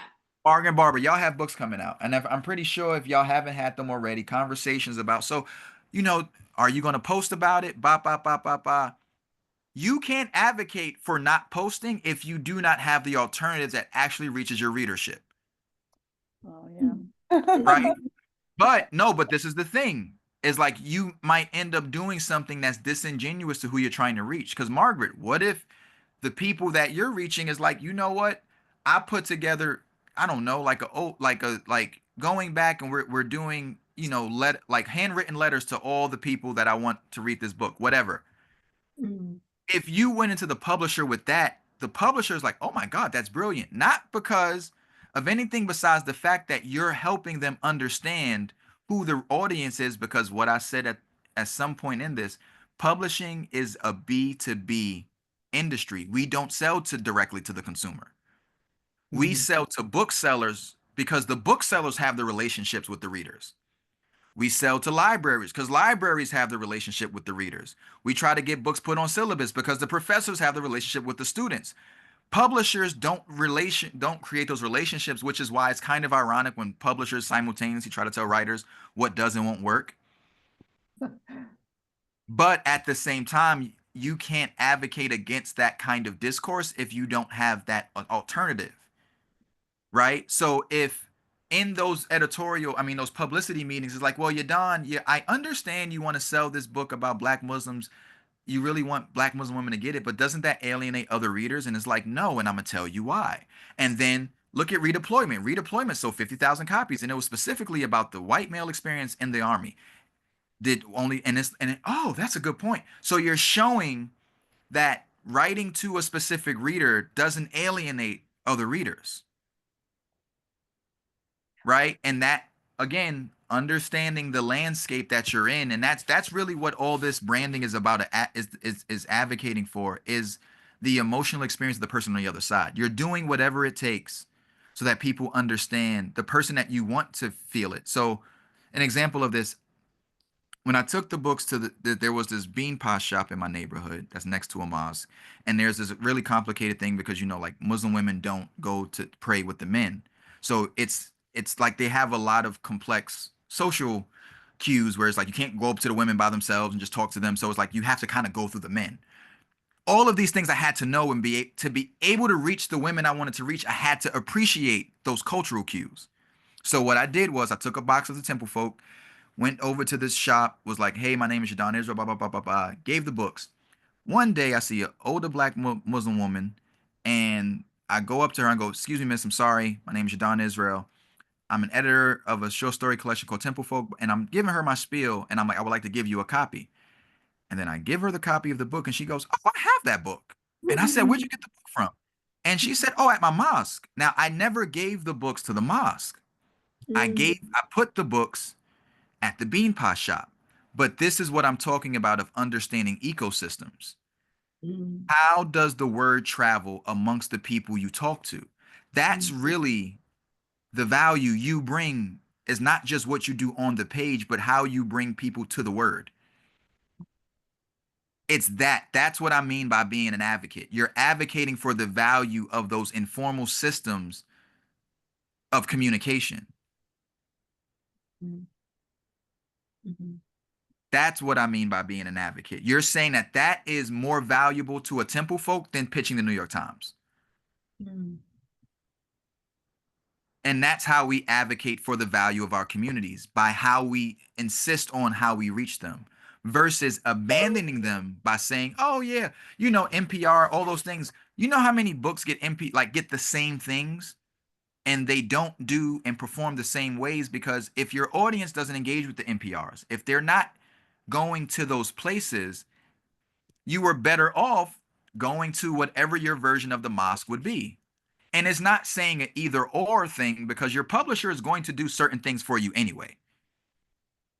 What they're looking for you to bring is that deep understanding of how you message, what you say. Oh, don't send that on a Sunday.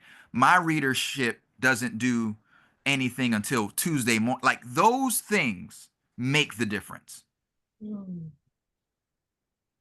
Yahdon, can we keep going? We're already past time. Can we keep going?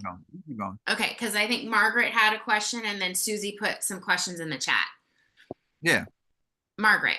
I think you answered it, and unfortunately, I'm gonna have to leave like in 10 minutes. So Okay. go to Susie. But thank you so much. This has been Well, before you leave, Margaret, so like one of the things that for all of you, I teach a class. It's a 5-week course called Brand is Craft: Authoring Your Career, and it's a 5-week course that like what I provided you was a large looming framework, but like the class is actually like it's 10 people. It's highly interactive. We do assignments and it builds for you the strategies around what this conversation is. So to your point, Joella, it's like, wait, you're telling me that in order to advocate for myself, I have to advocate for a reader, but how do I know who the reader is? How do I find that out? That's what the class teaches. Because every time I publish a book, I'm learning how to do for Temple Folk, how to do for every book what I did for Temple Folk and for Soil. And what I'm learning is that there aren't rules to branding, but there are principles. And that's what the class teaches are the principles of branding that help you apply those principles to your own landscape and help you understand it. So I will definitely put the link in the chat. And you know what, just so I can be present with y'all, I'm going to send it through Jana. And Jana, And I will send it. Yes. Yahdon, I was going to ask you to do it that way so that you send me the link. I will do a group email to everyone in CCU so that folks can reach out to you directly with questions and you can follow up with everyone here. So yeah, we'll get that out to you. So I'll get that link to y'all, but I want to answer your question. Susie, you had a number of questions. You said, what are the implications of craft? And how is it possible that my recent fave author, Hanif Abdul Rakib, found me or I found him? I am not the music geek, not from Columbus. What's the alchemy that happens? So Susie, you asked that question. I like that. What are the implications of craft? So the implications of craft. Okay. So here's my question to you. Do you see craft as the result of trying to reach your audience or the means by which you reach your audience? I think the latter. I think about, like, I love this idea, and I really believe what you're saying about knowing who I'm writing for, and I think then No. I want to be clear. Knowing who you're writing to. Okay, too. Yes. No, Okay. and that distinction matters greatly because writing on behalf of somebody is very different than writing to someone. Right? Yeah. And that's the issue is that like what ends up happening is you're advocating for your reader, but you're writing to them. This is how you get into a space. Like, how many times have you all read books? All of you. And I remember one of the biggest critiques of like Sheryl Sandberg's book was like that book Lean In was not talking to every woman. Although it claimed it was talking to a very specific kind of woman, but claimed that it was this universality. When you looked at some of the nuances of the book, it was like, well, you would have to be upper middle class with a certain kind of like financial background and safety to do certain things. That's why I'm saying, and she was like, well, this is for women. No, it might be for women, but it's to a very specific kind of woman. And I don't think that Lean In would have lost any integrity if she would have said, this book I imagine specifically for women who have this, and this.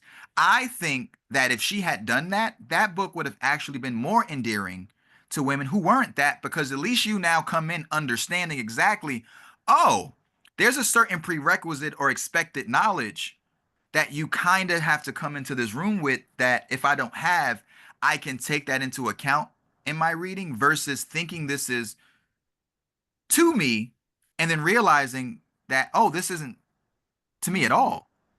And it's that feeling of betrayal because when we're talking about that, it's not an experience divorced from the fact that you already spent money on this book. Yeah. Right. And money for everyone on this page, I don't care how much money you may or may not have, it's a finite resource. And on top of that, time. You don't get the time back.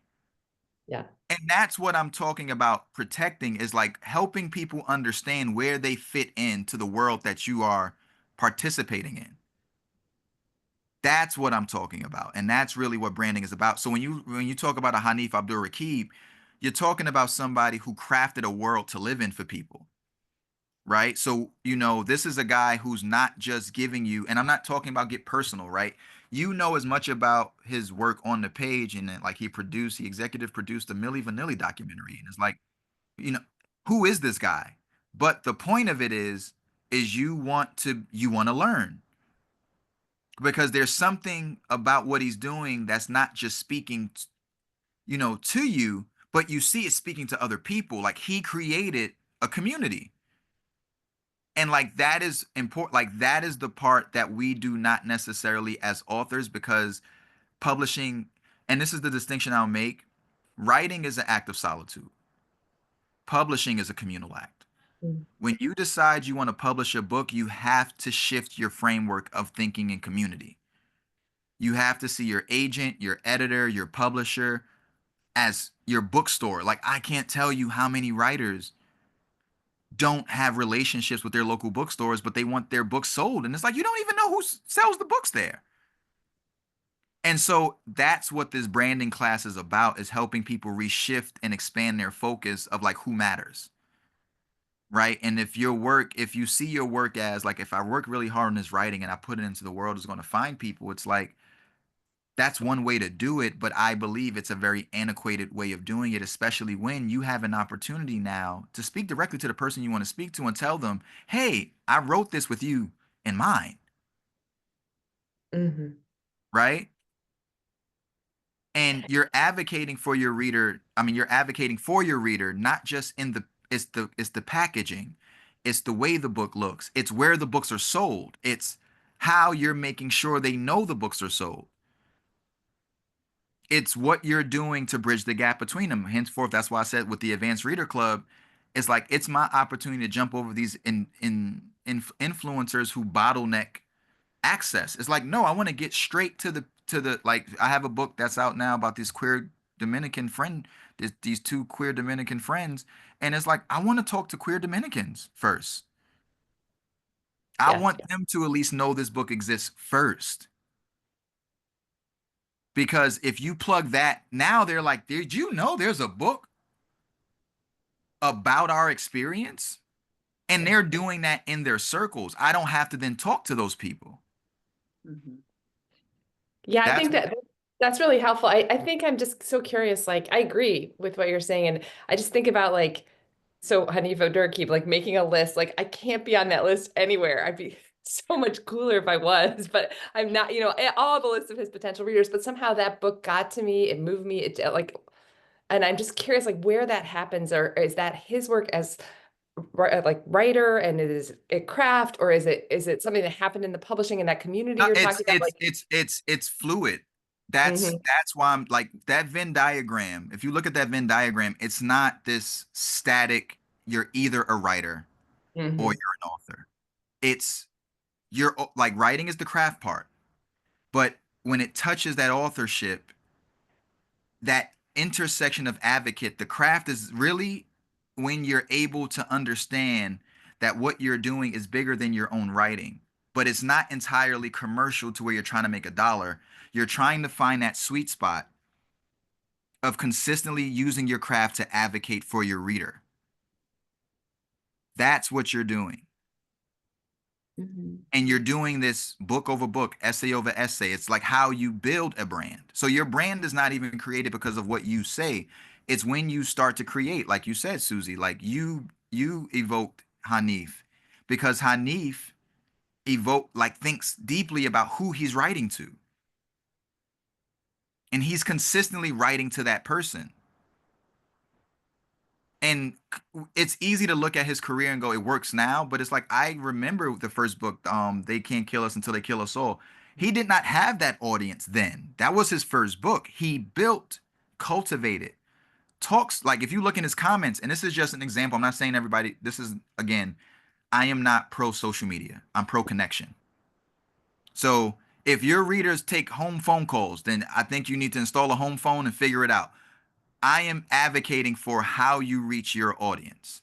That is the thing. And like I said, like the thing that publishing relies on is these like quick, simple things that make it seem like it's value. Like, oh, this person has, I've published a book by an author who had 4 million followers. We couldn't sell 4,000 books.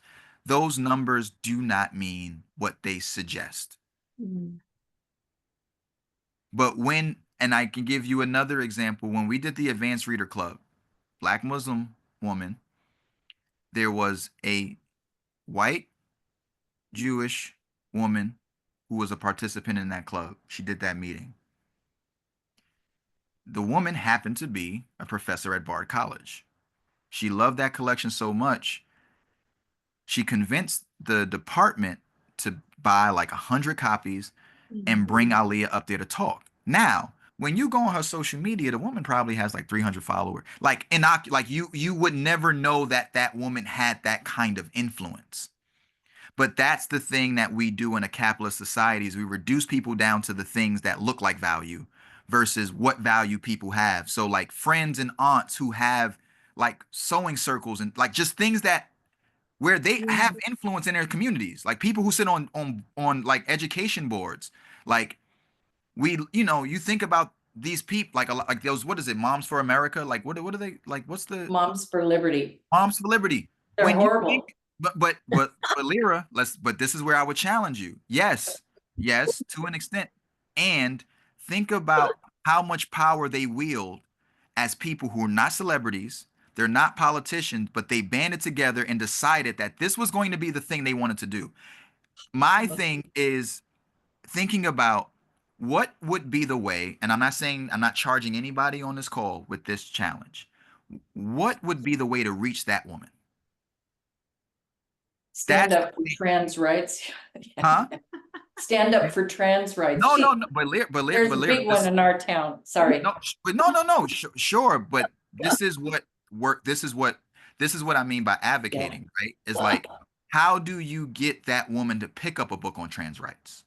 She never would. No, but how many of us have books in our libraries we would have never thought we would have found ourselves reading, and we're transformed by them? Good point. And all I'm saying is that imaginative empathy of like, what would it take for a woman to read a book like this? I'm not saying they would, but if we came in, like Temple Folk doesn't become a finalist if I thought inherently this major publishing house would never publish this Black Muslim woman's book. I had to think from the lens of what would make them want to do it. That's what imaginative empathy is about. Not they won't, what would make them? And from that point, I am now thinking from their vantage point. Okay, so you're afraid of this, this, and this. Well, what if I told you this, this, and that? Oh, I didn't think about that. And I'm not saying, again, I'm not charging anyone here. We're trying to like disrupt Moms for Liberty. What I'm saying is that notion of imaginative empathy requires that kind of curiosity around the people for whom you think you cannot reach is where so much of the work is. Because even with people for whom you think you already have in your corner, you find out that there might be barriers you didn't know existed. Right? You find living in New York City, a lot of the people I know read on the train. When I talk to people who live in different states, it's like even something as small as that when I'm talking, oh yeah, like the only time I'm able to read is when I'm on a plane. I'm like, how many times do you travel a year? Twice. I'm like, so you're reading twice a year? Now I got to think about, so what would you need to do to be able to read? Well, I would need this, this, and this, and this.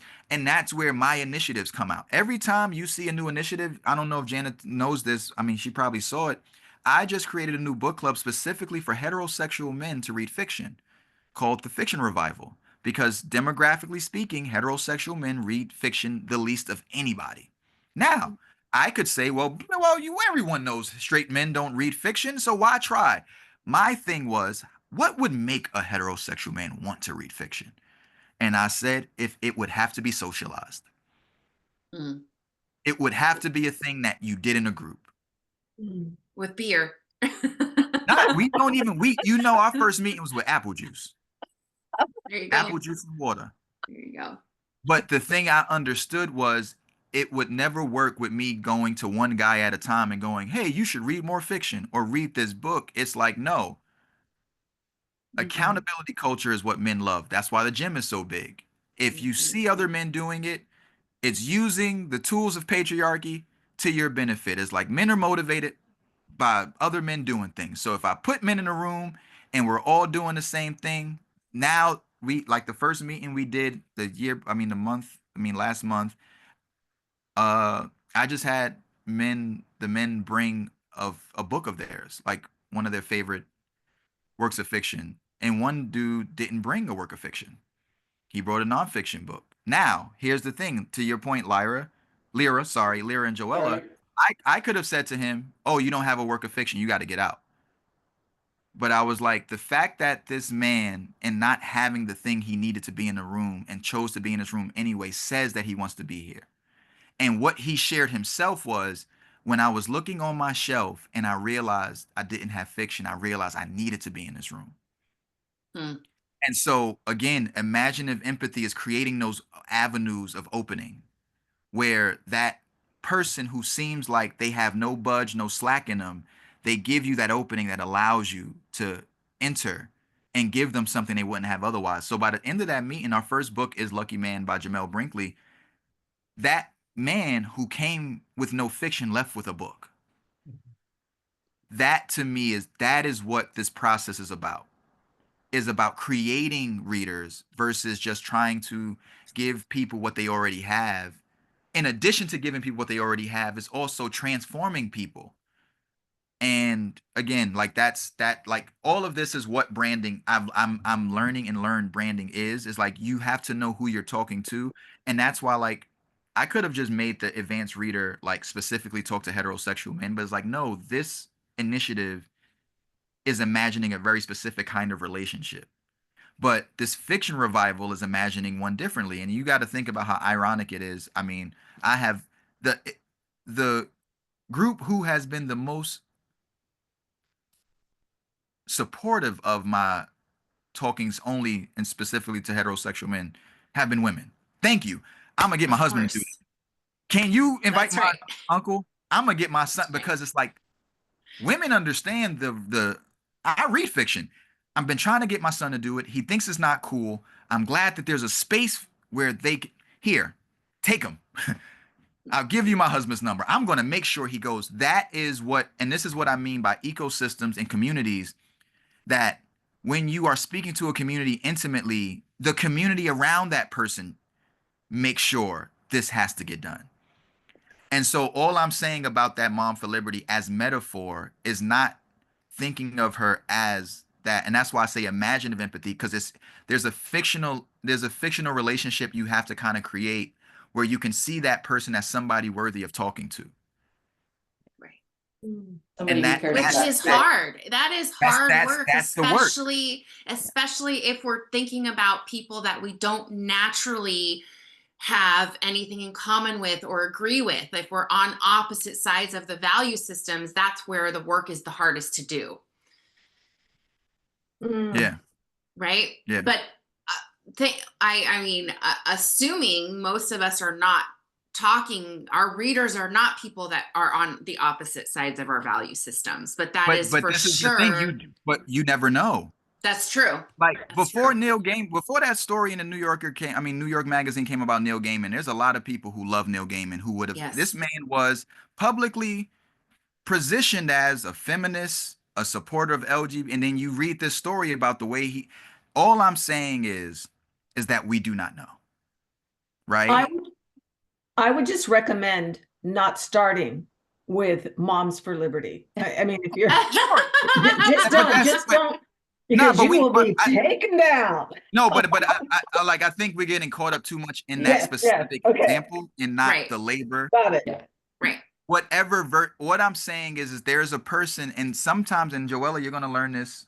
Sometimes the people you assume you have the deepest connection with, you see there's the widest chasm to cross. And that's what I'm saying. There's people you assume you have shared values with that when you talk to them enough, you go, oh my God. Yeah. When did that get there? And all I'm saying, I think that the Mom for Liberty example is a good exercise. I'm not saying, and I said this, I'm not charging anybody with trying to convert Klansmen or whatever those things. I'm saying, imagine if empathy at its core is about thinking about what would make the person I could not, who I don't see doing a thing, doing it. Yeah.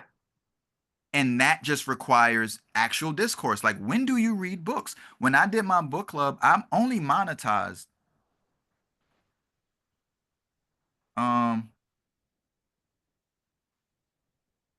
I couldn't figure out why people would come some meetings and not others.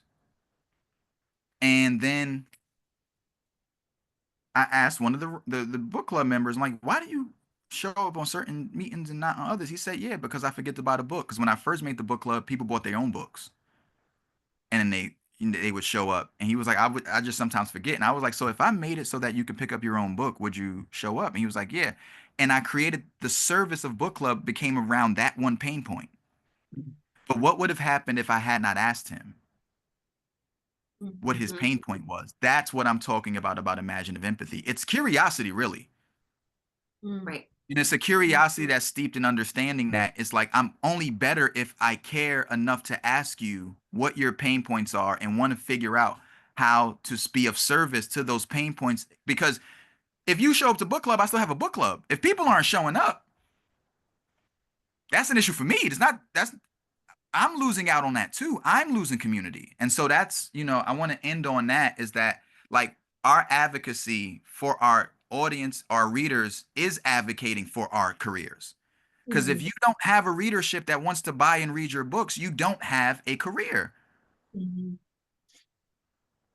So Yeah. with that, I want to thank you all for the time. As you can see, this conversation can go ad infinitum. This is why I teach this class. But I want to connect with y'all through Jana, and I hope to see some of you in the class, if not now, at some point. But everything you got in this lecture is a sample of what this class gets into. Yeah. So you all enjoy your day. And just please remember, like, with a day like today, there's not a coincidence why on the day where we have this despot back in the seat of power, you also have us discussing the importance of advocating for the communities who are most vulnerable to a man like him. And So empathy. you said what? And empathy. Absolutely. Absolutely. Yeah. So, y'all I have be no well. empathy. Thank you so much. And I meant to mention this in the introduction and I forgot, but this man has a 1-week-old newborn baby at home as well. So Yeah. congratulations. I'm actually about to get off and go tend to her now. Oh, lovely. Thank you so much for being here, Yahdon. This was wonderful. And yes, we'll follow up with the link for that workshop. Thank you all for being here and giving us the extra time. Great, great way to spend part of the day today. See you all again very soon. Thank you. Thank you.